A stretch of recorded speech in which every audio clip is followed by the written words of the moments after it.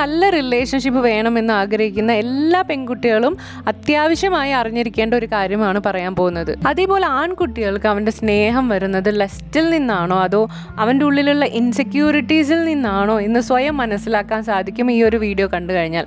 അതുകൊണ്ട് തന്നെ കഴിയും വിധം ഇത് എല്ലാവരിലേക്കും ഷെയർ ചെയ്യുക, എല്ലാവരിലേക്കും എത്തിക്കുക. ഒരു ആൺകുട്ടി ശരിക്കും ട്രൂ ആയിട്ട് നിങ്ങളെ സ്നേഹിക്കുന്നുണ്ടെങ്കിൽ, അതായത് അവൻ്റെ സോളിൻ്റെ ഡെപ്തിൽ നിന്ന് സ്നേഹിക്കുന്നുണ്ടെങ്കിൽ, അവൻ സ്വയം റിയലൈസ് ചെയ്യുന്ന ഒരുപാട് കാര്യങ്ങളുണ്ട്.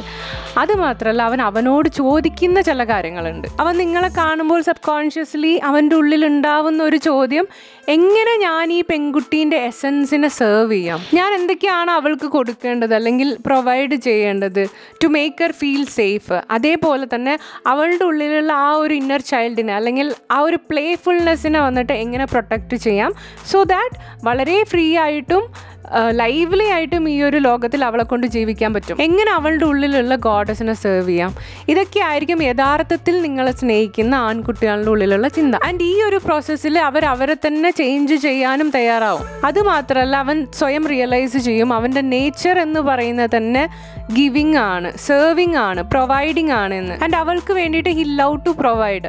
ചില സമയത്ത് അവന് തന്നെ മനസ്സിലാവില്ല, പക്ഷേ നിങ്ങൾ ഒരു പ്രശ്നത്തിലായിരിക്കുമ്പോൾ അല്ലെങ്കിൽ നിങ്ങൾക്ക് എന്തെങ്കിലും വേണമെങ്കിൽ അവൻ എത്രത്തോളം ബിസി ആണെങ്കിൽ പോലും അതൊക്കെ മാറ്റിവെച്ച് നിങ്ങൾക്ക് സമയം നൽകും, അല്ലെങ്കിൽ അവൻ ഇറങ്ങും നിങ്ങൾക്ക് വേണ്ടി. So that is his nature. ഇതാണ് അവൻ്റെ നേച്ചർ എന്ന് അവൻ തന്നെ റിയലൈസ് ചെയ്യും.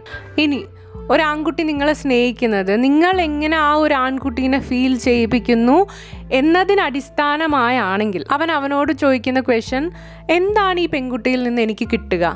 കാണാൻ നല്ല ഭംഗിയുണ്ട്, നൈസാണ്, ഇമോഷൻസൊക്കെ അവളെ കൊണ്ട് കൺട്രോൾ ചെയ്യാൻ പറ്റുമോ, എനിക്ക് കുക്ക് ചെയ്ത് തരാൻ പറ്റുമോ, എനിക്ക് എന്തൊക്കെ അവളെ കൊണ്ട് ചെയ്ത് തരാൻ പറ്റും, ഇതൊക്കെ ആയിരിക്കും അവരുടെ മനസ്സിൽ. ഇങ്ങനെയുള്ള ആണുങ്ങൾ വന്നിട്ട് അവരുടെ ഉള്ളിൻ്റെ ഉള്ളിൽ ഭയങ്കര ലോസ്റ്റാണ്, അവരുടെ ഡീപ്പ് ഡൗൺ ഭയങ്കര ലോസ്റ്റാണ്.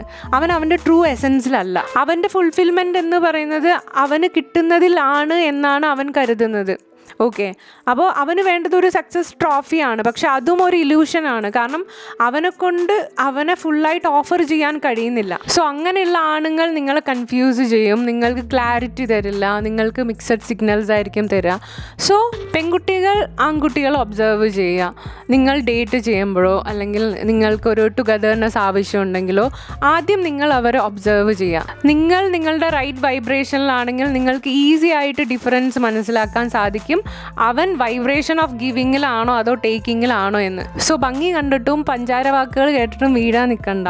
ആൺകുട്ടികൾ എന്ത് വേണമെങ്കിലും പറയും നിങ്ങളുടെ സ്നേഹം പിടിച്ചു പറ്റാൻ, പക്ഷേ അത് ആക്ഷൻസിൽ ഉണ്ടോ എന്ന് ഒബ്സർവ് ചെയ്യേണ്ടത് നിങ്ങളുടെ കടമയാണ്. Thank you so much.